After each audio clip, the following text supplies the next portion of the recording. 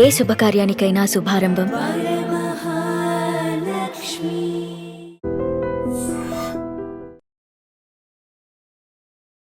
నమస్తే, welcome to I dream. Naxalism పూర్తిగా అంతం కాబోతోంది. ఇక నక్సలైట్లు అనేటోళ్ళే లేకుండా ఉండబోతోంది. హిడ్మా చంపిండ్రా, ఎన్కౌంటర్ చేసిండ్రా, హత్య చేసిండ్రా, ఇదో చర్చ సార్. ఇక నెక్స్ట్ నక్సలైట్లుగా ఉండరా? హిడ్మాను వాస్తవానికి ఎన్కౌంటర్ చేశారు. ఎన్కౌంటర్ అంటే నేను సరెండర్ అవుతాను అని, వాస్తవానికి ఆయన సరెండర్ అవుతానని కబురు పెట్టాడు. ఆయన 300 మందితో బయలుదేరాడు. వాస్తవానికి సరెండర్ అయ్యేటువంటి పరిస్థితి, కానీ పట్టుకొని ఆయన ఎన్కౌంటర్ చేశారు. ఎందుకు అనంటే కేంద్ర హోంమంత్రి అమిత్ షా, ఛత్తీస్గఢ్ డీజీపీ, హోంశాఖ సెక్రటరీ వీళ్ళందరూ మాట్లాడుకున్నారు. ఆంధ్రప్రదేశ్ డీజీపీ వీళ్ళంతా మాట్లాడుకుని మధ్యవర్తులను ముగ్గురిని పంపించారు. ఎవరి దగ్గరికి? హిడ్మా దగ్గరికి. హిడ్మా దగ్గరికి పంపించేప్పటికీ 7 తారీఖు నాడు, నవంబర్ 7 తారీఖు నాడు పంపించారు. నవంబర్ 7 తారీఖు నాడు హిడ్మాతో మాట్లాడడం కూడా జరిగింది. ముగ్గురు మధ్యవర్తులు హిడ్మాతో మాట్లాడడం జరిగింది. 7 తారీఖు నాడు చర్చలు జరిగినాయి, 8 నాడు జరిగినాయి, 9 నాడు కూడా జరిగినాయి చర్చలు. అయితే 10 నాడు సరెండర్ అయ్యే టైం, అది సరెండర్ అవుతాను ఓకే అని చెప్పి చర్చల ద్వారా ఇదంతా సంప్రదింపులు అయిపోయినాయి. హిడ్మా భార్య, ఆయనతో ఇంకా 6 300 మంది వేరే దగ్గర ఉంచి ఈ 6 మాత్రమే మళ్ళీ 9 తారీఖు రాత్రి అర్ధరాత్రి మాట్లాడడానికి వచ్చారు. ఈ ముగ్గురు మధ్యవర్తులు ఎవరైతే ఉన్నారో కేంద్ర హోంమంత్రి పంపించిన అతను, కేంద్ర హోంమంత్రి, హోంశాఖ సెక్రటరీ, తర్వాత ఛత్తీస్గఢ్ డీజీపీ, వీళ్ళు పంపించిన ముగ్గురు మధ్యవర్తులు ఎవరైతే ఉన్నారో వాళ్ళతో 9 నాడు రాత్రి చర్చలు జరిపిన తర్వాత 10 తారీఖు నాడు, వాస్తవానికి 10 తారీఖు నాడు సరెండర్ కావాలి. ఆయన లొంగిపోవాలి. ఆ 300 మందిని తీసుకొచ్చి వెపన్స్ తో సహా సరెండర్ చేసి, అంటే అప్పగించి ఆయన సరెండర్ కావాల్సిన టైం అది. ఏం చేశాడంటే సేమ్ మీరు చూడండి, నవంబర్ 10 తారీఖు నాడు ఛత్తీస్గఢ్ హోంమంత్రి, ఛత్తీస్గఢ్ డిప్యూటీ సీఎం గారు వీళ్ళు హిడ్మా తల్లి దగ్గరికి వెళ్ళారు. నవంబర్ 10 తారీఖు నాడు హిడ్మా తల్లి దగ్గరికి వెళ్ళి ఆమెతో భోజనం చేసి, అమ్మ నీ కొడుకును రమ్మని చెప్పండి, నీ కొడుకును ఏం చేయం, మేము భరోసిస్తున్నాం, నీ కొడుకు వస్తాడు కూడా, మీరు కూడా రమ్మని చెప్పండి అమ్మ అని ఆమె ముందట కపట ప్రేమ చూపించి, ఒక దుర్మార్గమైన ఆలోచనతో వాళ్ళ హిడ్మా తల్లి దగ్గరికి వీళ్ళు వెళ్ళి ఆమెతో భోజనం చేసి కపట ప్రేమ చూపించి తిరిగి వస్తుండగా 1 గంట వ్యవధిలోనే హిడ్మాతోని సహా 6 చుట్టూ మన దేశ సరిహద్దులో ఉన్నటువంటి సైన్యం, ఆ సైన్యం ఎప్పుడో వచ్చింది ఛత్తీస్గఢ్కు వచ్చి సైన్యంతోనే యుద్ధం చేపిస్తుంది. ఇప్పుడు మొత్తము ఆయనను పట్టుకొని 10 నాడు వీళ్ళు వెళ్ళడం చుట్టుముట్టారు. ఆయన డిప్యూటీ సీఎం గారు, ఆ రాష్ట్ర హోంమంత్రి హిడ్మా తల్లి దగ్గరికి వెళ్ళి భోజనం చేసి తిరిగి వెళ్ళిపోతున్నారు. గంట వ్యవధిలోనే సైన్యం చుట్టుముట్టింది. సిఆర్పి దళాలు చుట్టుముట్టి మొత్తం ఆయనను పట్టుకొని, సరెండర్ అయ్యేవాడిని పట్టుకొని, ఆయనతో 6 పట్టుకొని చిత్రహింసలు పెట్టారు 4 రోజులు. 5వ నాడు చంపేశారు. ఎన్కౌంటర్ చేసి తీసి మరణమిల్లి అడవుల్లో పడేశారు. ఎందుకు సార్ మరి? లొంగిపోయే వాళ్ళనే, అంటే ఆదివాసి బిడ్డ కాబట్టి. హిడ్మా వస్తే వీళ్ళ పప్పులు ఉడకవి. ఛత్తీస్గఢ్లో హిడ్మా పిలుపునిస్తే ఛత్తీస్గఢ్లో లక్షలాది మంది రోడ్డు మీదకి రావడానికి సిద్ధంగా ఉన్నారు. హిడ్మా సరెండర్ అయి వస్తే, ఛత్తీస్గఢ్లో అడుగుపెట్టి ఆయన ఊరికి వెళితే మొత్తం ఛత్తీస్గఢ్ ప్రజలందరూ కూడా పిలుపునిస్తే వచ్చే విధంగా ఉంది. అది ఇంటెలిజెన్స్ రిపోర్ట్ కూడా ఉంది వాళ్ళకు.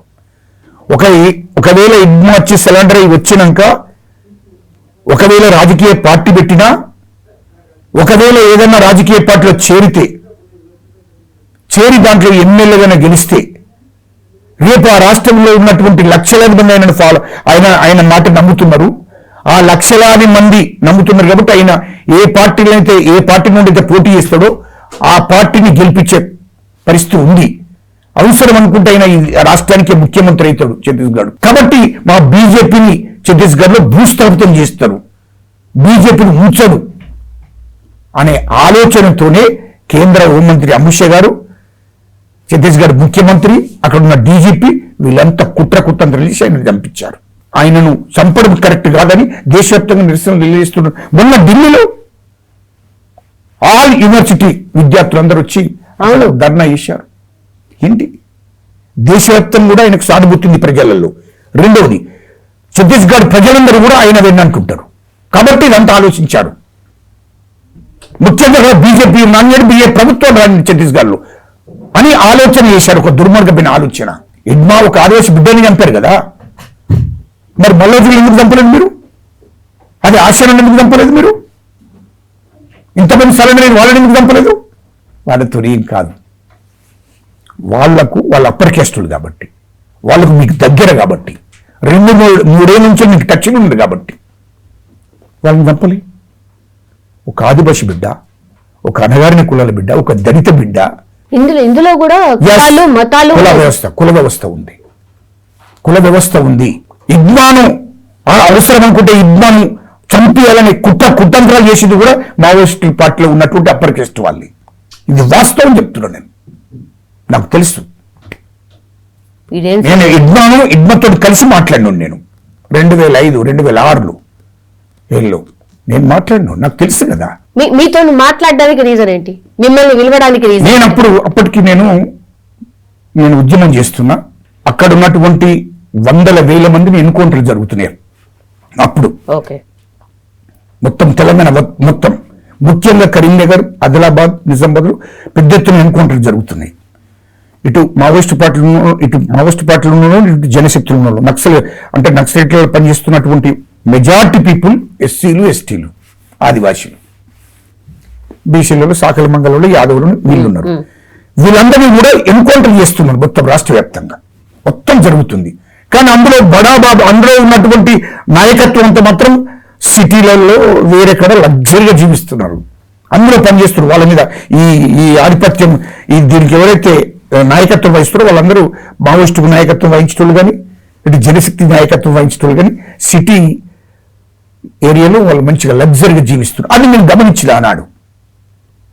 మరి చనిపోతున్నట్టు ఎవరు? ఎస్సీలు, ఎస్టీలు, బీసీలు, సాకలి మంగళులు, యాదవులు, ఆదివాసులు. నేను అప్పుడు తిరుగుబాటు మొదలుపెట్టాను. ఆనాడు 55 మందిని సరెండర్ చేయించాను నేనే. మంతిడి మాదేపూర్, కాటారం, మహాముత్తారం, ఆ గోదావరి ప్రాంతం ఏదైతే ఉందో, గోదావరి నది తీరం ఏదైతే ఉందో, ఇటు పోతే మల్లపూర్, కతలపూడి, కొరట్లమెట్పల్లి ఏరియా ఏదైతే ఉందో, ఆ గోదావరి ప్రాంతం అంతా కూడా, గోదావరి నది తీరం అంతా కూడా ఆ ప్రాంతం అప్పుడు వాళ్ళందరికీ అర్థమైపోయింది. నేనేం చెప్పానంటే, ఎస్సీలు, ఎస్టీలు, ఆదివాసులు కానీ, దళితులు కానీ ఎవరు ఇళ్లలో వాళ్ళకి షెల్టర్ ఇవ్వకండి, భోజనాలు పెట్టకండి. ఎందుకు ఆ మాట అన్నా? వాళ్ళని ఎన్కౌంటర్ చేస్తున్నారు పోలీసు అంతా. ఎస్సీ బిడ్డలను, బీసీ బిడ్డలను, ఆదివాసీ బిడ్డలను, గిరిజన బిడ్డలను తీసుకుపోయి అర్ధరాత్రి తీసుకుపోయి ఎన్కౌంటర్ చేసేస్తున్నారు. 100 మంది పిట్టలు రాలినట్టు రాలిపోతున్నారు. అక్కడ నేను భరించలేకపోయాను. ఒక 50 ఏళ్ల కింద నక్సలిజం అంటే నీతి నిజాయితీగా భూస్వాములకు వ్యతిరేకంగా పనిచేశారు. దాన్ని ఇప్పటికి ఒప్పుకుంటా నేను. భూస్వాములకు, పెత్తందారులకు వ్యతిరేకంగా పోరాటం చేశారు. చాలా భయంకరంగా ఉంటుండే. అప్పుడు 50 ఏళ్ల కిందట నీతి నిజాయితీగా పనిచేశారు. తర్వాత కాలం ఏమైందంటే, నేను ఇంకోటి కూడా అడుగుతున్నా, మావోయిస్ట్ పార్టీని, ఈ నక్సలిజాన్ని మొత్తం మావు లెనిన్ సిద్ధాంతం, ఇటు అంబేద్కర్ సిద్ధాంతాన్ని, ఇవి వేరు. నేను ఒకటి అడుగుతున్నా, ఎందుకు మీరు కుల నిర్మాణం చేయలేదు? ఏంటి మీ సిద్ధాంతం? మావో సిద్ధాంతం, లెనిన్ సిద్ధాంతం, కమ్యూనిస్ట్ సిద్ధాంతం, ఏంటి మీ సిద్ధాంతాలు? ఈ దేశంలో డాక్టర్ బాబాసాహెబ్ అంబేద్కర్ గారు ఆనాడే చెప్పాడు, ఈ దేశంలో కుల నిర్మూలన జరగాలి, ఈ కుల వ్యవస్థను నాశనం చేసేదాకా సమాజం మారదు అని చెప్పాడు. ఇప్పుడున్న టెక్నాలజీ, ఇప్పుడున్న వ్యవస్థ ద్వారా అసలు ఇంపాసిబుల్ సార్ అక్కడ ఉండి పోరాటం చేయడం కూడా. అయితే నేను అప్పుడు ఈ పిలుపునిచ్చేటోనే, ఈ పిలుపునివ్వడంతో అక్కడ మొత్తం అడవి ప్రాంతం, అప్పుడు అదంతా మహాముత్తరం, అదంతా ఆ గోదావరి ఆ ఏరియా అంతా అడవి ప్రాంతం. ఇదంతా ఎవరు స్పందిస్తలేరు అప్పటికి ఇడ్మా ఆ ప్రాంతానికి వచ్చాడు. ఓకే, అక్కడ మేము ఎవరు అసలు అక్కడ ఉన్నటువంటి ప్రతి గ్రామంలో సంఘాలు ఉంటాయి, దళిత మూమెంట్, అందరూ దళితులు, గిరిజనులు అంతా ఏంది అంటే వాళ్ళ దగ్గర నుంచి ఇన్ఫర్మేషన్ తీసుకున్నారు. గజ్జల కాంతం, అసలు కాంతం ఎవరు, అసలు ఏంది ఇదంతా, ఏంది అంబేద్కర్ సిద్ధాంతం, అంబేద్కర్ ఐడియాలజీ, అసలు మీరందరూ బయటకు పోవడం ఏంది అసలు మీరు ఏంటి అంటే అక్కడ యువత అంతా చెప్తే కాంతంను ఒకసారి పిలవండి అని. అప్పుడు నన్ను మధ్యవర్తి ద్వారా నన్ను పిలిపియడం జరిగింది, మాట్లాడడం జరిగింది. పోయినా నేను చాలా అడవి ప్రాంతం, చాలా దూరంగా వెళ్ళిపోయి దాని మీద గంట డిస్కషన్ జరిగింది ఆయనకు నాకు. ఏంటి అసలు శాంతంగా అడిగాడు, ఏంటి అసలు ఏంది అసలు నీ ఉద్దేశం ఏంది, నీ లక్ష్యం ఏంది, వాట్ ఏంటి చెప్పు అని అంటే అప్పుడు చెప్పాను నేను. ఇప్పుడు మీతో మాట్లాడిందే చెప్పాను. అవన్నీ చెప్పినాక అక్కడ షాక్ అయ్యాడు. వ్యతిరేకంగా చెప్పారు కదా సార్, ఆయన ఫాలో అవుతున్న సిద్ధాంతానికి పూర్తిగా వ్యతిరేకంగా చెప్పాను. చెప్తే ఆదివాసి బిడ్డ కదా, అర్థం చేసుకుంటారు కదా, ఈ గుడిసెలు కొట్టిన బిడ్డ కదా. కాబట్టి తర్వాత మావో గురించి, లెనిన్ గురించి కూడా చెప్పాను. ఏంటి పోనీ నువ్వు తుపాకీ ద్వారా ఈ దేశాన్ని, ఈ రాష్ట్రాన్ని మార్చుతావా? మార్చి ఇంతమంది ఎస్సీలకు, ఎస్టీలకు మీరు సామాజికంగా, రాజకీయంగా, ఆర్థికంగా ఎదగడానికి మీరు ఉపయోగపడతారా? మరి అది చెప్పు, ఏంటి చెప్పండి. మావో సిద్ధాంతం కరెక్టేనా, లెనిన్ సిద్ధాంతం కరెక్టేనా? మరి చెప్పండి. ఏమొచ్చింది సార్ ఆన్సర్? ఉన్నత వర్గాలు, లేని వర్గం పక్కన పెట్టు, కుల వ్యవస్థ ఉంది దేశంలో. అవును. ఆ కుల వ్యవస్థ నిర్మూలన చేయకుండా, ఆ కుల వ్యవస్థ నాశనం చేయకుండా, మనం చదువుకోకుండా, మనం ఉద్యోగాలు చేయకుండా, మనం రాజకీయాలు చేయకుండా తుపాకీ ద్వారానే రాజ్యం వస్తుందా? సాధ్యమేనా? ఇక్కడ రెండు వర్గాలండి, ఉన్నత వర్గం, లేని వర్గం. ఉన్నత వర్గం, లేని వర్గం కాదు దేశంలో. ఉన్నత వర్గం, లేని వర్గం ఇతర దేశాలలో, ఇతర కంట్రీలలో. ఇక్కడ కుల వ్యవస్థ ఉంది, 1000 మంది కులాలు ఉన్నాయి ఇక్కడ. ఎస్సీలు, మాలలు, మాదిగలు, లంబాడీలు, కోయలు, గోండ, రకరకాల కులాలు ఉన్నాయి. బీసాకలి, మంగలి, ఔసులోళ్ళు, కమ్మరుళ్ళు, కుమ్మరుళ్ళు, గొల్లోళ్ళు, కాపోళ్ళు, రకరకాల క్యాస్టులు ఉన్నాయి ఇక్కడ ఈ దేశంలో. వీళ్ళందరికీ సామాజిక న్యాయం జరగాలి, వీళ్ళందరికీ రాజకీయంగా ఎదగాలి, ఆర్థికంగా ఎదగాలంటే ఎట్లా సాధ్యమవుతుంది? నువ్వు నమ్మిన సిద్ధాంతం ఇడ్మన్నా, నువ్వు నమ్మిన సిద్ధాంతం ద్వారా సాధ్యమవుతుందా చెప్పు అన్న. కళ్ళకు నీళ్లు తిరిగినాయి. దండం పెట్టిండా అన్న? ఓకే రైట్, లేచిన గంటన్నర జరిగిన తర్వాత రైట్. సార్ ఇప్పుడు ఎందుకని నక్సలైట్లు లేకుండా చేయాలని, మొత్తం ఆ వ్యవస్థనే లేకుండా చేయాలని ఎందుకు అనుకుంటున్నారు? ఒకటినండి, నక్సలిజం అనేది ఇవాళ అటువంటి ఇడ్మ గారిని చంపడం జరిగింది. ఆదివాసి బిడ్డ, చాలా బాధ అనిపిస్తుంది.